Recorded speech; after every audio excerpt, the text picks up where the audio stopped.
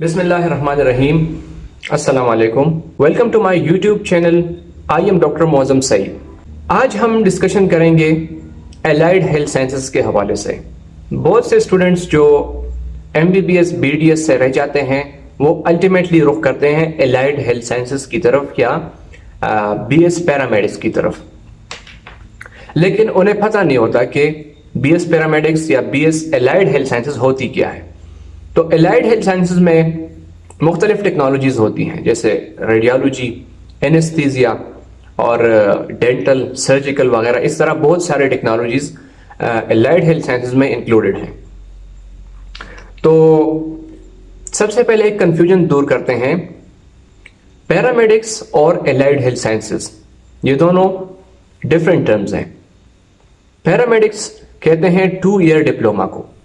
2 year diploma जैसे alternative इसके दूसरे साइंस सब्जेक्ट में होती है BSc।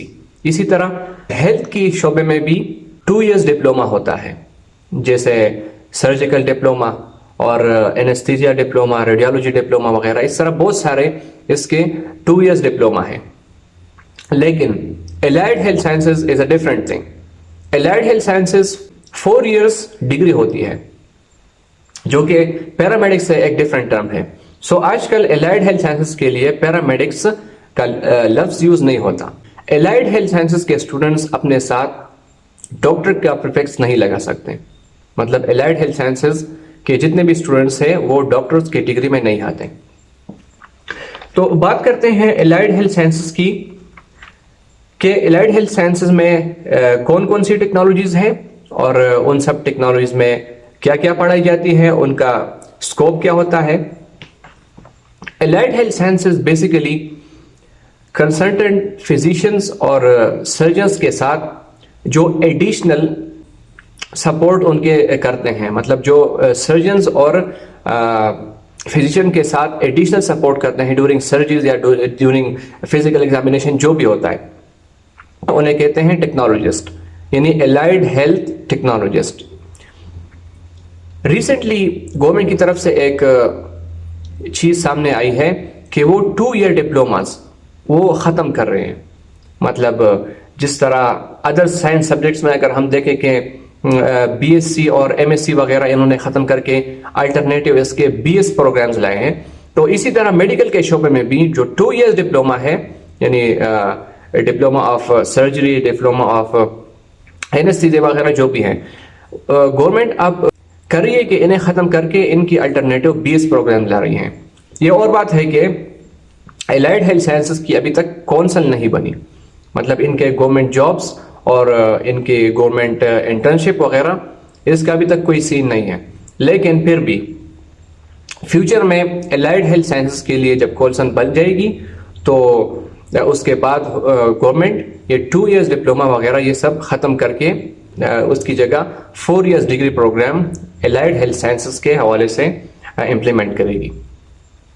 तो एलाइड हेल्थ साइंसेस में सबसे पहले हम बात करेंगे रेडियोलॉजी की। रेडियोलॉजी की जनरल मेरिट लिस्ट के हवाले से अगर हम बात करें तो रेडियोलॉजी सबसे टॉप पे होती है, और ज़्यादातर फीमेल जो स्टूडेंट्स होती हैं वो रेडियोलॉजी को ही प्रेफर करती है।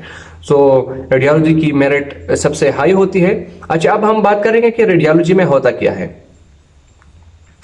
रेडियोलॉजी बेसिकली रेडियोग्राफ से निकला है।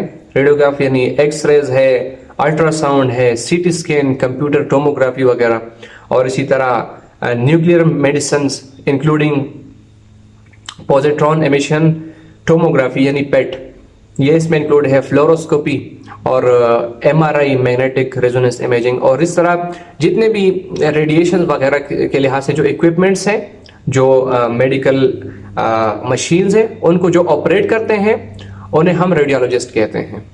तो रेडियोलॉजी के जो टेक्नोलॉजिस्ट होते हैं उनका काम क्या होता है, रेडिएशन से जो रेज के जितने भी मशीन्स है, इससे रिलेटेड जितने भी इक्विपमेंट्स हैं उनको ऑपरेट रेडियोलॉजिस्ट करते हैं, और ये 4 ईयर डिग्री प्रोग्राम है। इसके अलावा सेकंड नंबर पे आती है एनेस्थीसिया टेक्नोलॉजी।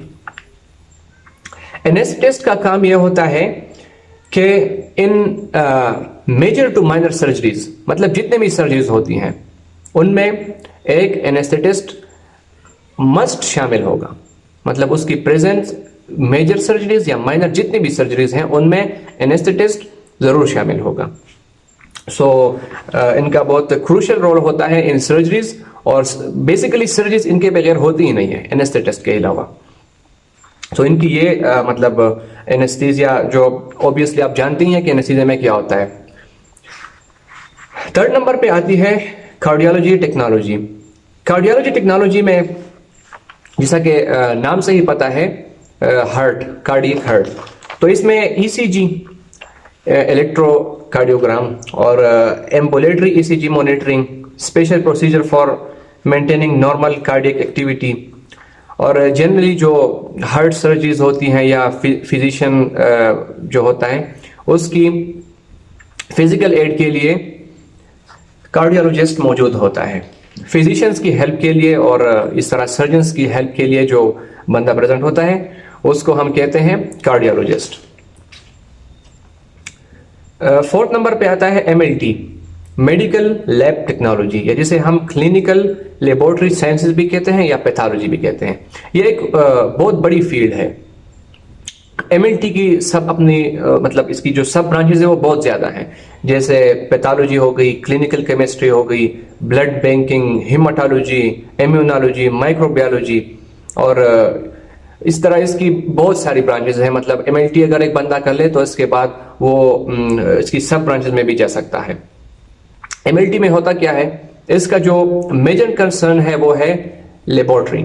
लेबोरेटरी में ये जो एमएलटी टेक्नोलॉजिस्ट होते हैं उनकी अपनी फंक्शन होती है। वो for example urine analysis, blood analysis, blood sampling और हिमाटोलॉजी वगैरह, इसके जितने भी जो मेडिकल लैब से जो टेक्नोलॉजीज, मेडिकल लैब से जो काम वाबस्ता है वो एमएलटी टेक्नोलॉजिस्ट के जिम्मे होती है। फिफ्थ नंबर पे आता है सर्जिकल टेक्नोलॉजी। तो सर्जिकल टेक्नोलॉजी में जो जितने भी सर्जिकल प्रोसीजर्स हैं, for example during a surgery एक सर्जन वो सर्जरी परफॉर्म कर रहा होता है, तो उसकी फिजिकल एड के लिए जो बंदा प्रेजेंट होता है उसे कहते हैं सर्जिकल टेक्नोलॉजिस्ट, और उसका एक क्रूशियल रोल होता है एक aseptic environment during the surgeries और ऑपरेटिंग रूम्स को सही लिहाज से रखना, उसको तरतीब के साथ रखना, ये सब काम होता है सर्जिकल टेक्नोलॉजिस्ट का। फोर्थ नंबर पे आता है डेंटल टेक्नोलॉजीज। तो डेंटल टेक्नोलॉजीज भी एक अच्छी फील्ड है। इसमें ये जो डेंटल टेक्नोलॉजिस्ट होता है ये मेडिकल अप्लायंसेस की मेकिंग में हेल्प करता है, जैसे ये जो डेंटल ब्रिजेस है, डेंटल क्राउन्स है, डेंट्योर्स है, डेंटल ब्रेसेस वगैरह। क्राउन्स मतलब वो जो टीथ के ऊपर कैप्स वो लगते हैं, bridges replacement of missing teeth है, और डेंट्योर्स रिमूवेबल प्लेट्स जो आर्टिफिशियल टीथ को एक साथ मिलाए होते हैं। तो ये सब जितने भी ये जो टीथ के लिहाज से जितने भी प्रॉब्लम होते हैं तो उनमें डेंटल टेक्नोलॉजिस्ट एक डेंटल सर्जन की हेल्प करता है, ये इनका मेजर काम होता है। कार्डियक परफ्यूजन, तो कार्डियक परफ्यूजन ये ऑपरेटिंग रूम्स, हॉस्पिटल में जो ऑपरेटिंग रूम्स होते हैं उसमें कार्डियक परफ्यूजनिस्ट होता है, उसकी एक क्रूशियल जॉब होती है वहां पे सर्जिकल रूम्स में, और ये सर्जन्स के साथ हेल्प करते हैं, और हार्ट लंग मशीन और इस तरह दूसरे जितने भी इंपॉर्टेंट मशीनरी है related to heart and lungs, तो वो उसी को ऑपरेट करते हैं। सेवंथ नंबर पे आती है इमरजेंसी टेक्नोलॉजी। इमरजेंसी टेक्नोलॉजी भी एक इंपॉर्टेंट फील्ड है, और इसमें क्या होता है, इसमें ये होता है कि एक इनहेलेशन, ऑक्सीजन थेरेपी, फिजिकल ये जो एग्जामिनेशन होती है, फॉर एग्जांपल ब्लड प्रेशर हो गई, ब्लड कंट्रोल, ब्लीडिंग कंट्रोल है, और इसी तरह कोई इमरजेंसी, कोई ट्रामा वगैरह हो गया उसको कंट्रोल करने की सारी जिम्मेदारी ये इमरजेंसी टेक्नोलॉजिस्ट के ऊपर होती है। इसी तरह कार्डियक परफ्यूजन वो भी हो गया, और इसी तरह आती है आईसीयू टेक्नोलॉजी। तो आईसीयू के अंदर जितने भी प्रोसीजर्स होते हैं, जितने भी काम होते हैं वो आईसीयू जो जिसने आईसीयू टेक्नोलॉजी की होती है तो वो उसी को कंट्रोल करता है। डायलिसिस, यस, डायलिसिस एक टेक्नोलॉजी है। तो डायलिसिस में काम यह होता है कि ये डायलिसिस जो मतलब जिसने डायलिसिस टेक्नोलॉजी की होती है तो डायलाइजर मशीन को कंट्रोल करता है। जिसने डायलिसिस टेक्नोलॉजी की होती है वो डायलिसिस मशीन को कंट्रोल करता है। और इस तरह रीनल यानी किडनी के लिहाज से जितने भी इक्विपमेंट्स हैं, जितने भी मेडिकल मशीन्स हैं, उनको कंट्रोल करने का काम डायलिसिस टेक्नोलॉजी वाला करता है। और इस तरह रेस्पिरेटरी थेरेपी है और दूसरे भी जितने भी फील्ड्स हैं, तो रेस्पिरेटरी थेरेपी का काम यह होता है कि वो हार्ट लंग मशीन है। तो उस लाइक रिसेंटली आप देख सकते हैं कि जो कोविड की जितनी भी सिचुएशन हुई थी उसमें सबसे इम्पोर्टेंट रोल किसका था? उसमें सबसे important role respiratory therapy technologist का था। लास्ट में आता है न्यूरोफिजियोलॉजी। तो न्यूरोफिजियोलॉजी का काम अभी बहुत इंपॉर्टेंट है। न्यूरोफिजियोलॉजी टेक्नोलॉजिस्ट उसका काम यह होता है कि ये जो न्यूरोसर्जन्स हैं उनको फिजिकल हेल्प और इस तरह जितने भी न्यूरोसर्जरीज हैं उनमें अपनी हेल्प पेश करते हैं। न्यूरोसर्जरीज में जितने भी इक्विपमेंट्स यूज होते हैं तो न्यूरोफिजियोलॉजी वाले उनमें हेल्प करते हैं, उनको ऑपरेट करते हैं।